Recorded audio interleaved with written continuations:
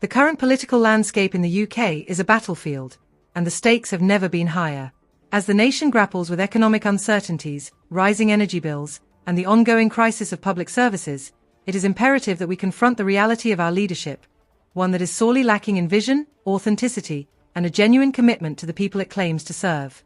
The recent relaunch speech by Keir Starmer is a glaring example of this disconnection.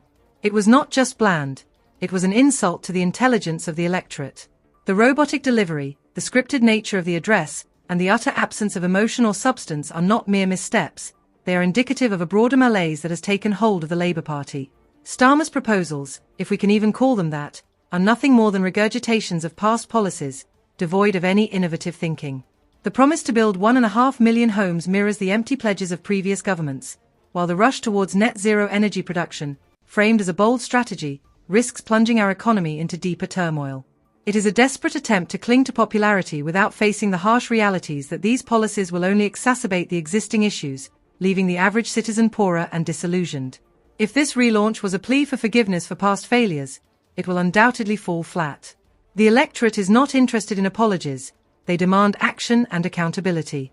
What is perhaps most striking, however, is the glaring omission of critical issues that plague our society today. Starmer's speech completely sidestepped the immigration crisis, which has a profound impact on essential services and infrastructure. The exponential growth of the population, largely fueled by lax immigration policies, has strained our GP services, housing market, and overall public resources. Yet, in a moment that required courage and honesty, Starmer chose to ignore the elephant in the room. This is not just a political oversight, it is a dereliction of duty to acknowledge the challenges that face our nation. The so-called milestones he presents will soon become millstones, dragging the Labour Party further into a quagmire of failure. At this juncture, it is essential to examine the broader implications of the current government's policies. The UK is facing soaring energy bills, primarily driven by an over-reliance on imported oil, despite having vast untapped reserves in the North Sea.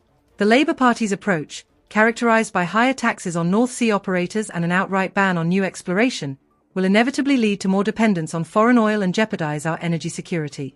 This is not just an economic issue, it is a matter of national security. By prioritising green initiatives over domestic energy production, the government is exposing the country to volatile global markets, thereby increasing costs for consumers and risking job losses. Critics of Labour's energy policies, including former Defence Secretary Grant Shapps, have rightly pointed out that sidelining domestic production is a reckless gamble that could have dire consequences. Furthermore, the relentless push for a green agenda, while commendable in principle, must not come at the expense of practical solutions that serve the immediate needs of the populace. The investments in offshore wind and carbon capture are commendable, yet they cannot replace the foundational necessity of energy independence. Instead of continuing down this misguided path, we must advocate for a balanced approach that includes the potential of nuclear energy and the responsible harnessing of our natural resources. The current trajectory is not only economically misguided but also threatens the very fabric of our society.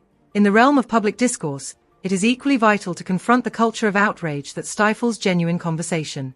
The recent remarks by Tom Parker Bowles, where he derided the eternally offended and virtue signallers, resonate with a growing frustration among the populace.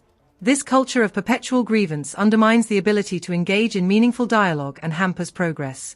We must reclaim the narrative, focusing on constructive criticism rather than hollow outrage. It is time to prioritize reasoned discourse over emotional outbursts, ensuring that we address the pressing issues facing our society with the seriousness they deserve. In conclusion, the political landscape demands authenticity, courage, and a commitment to serving the public interest. The electorate is tired of empty promises and robotic speeches.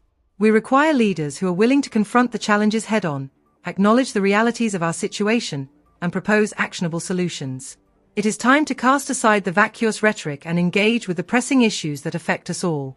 The future of our nation depends on it.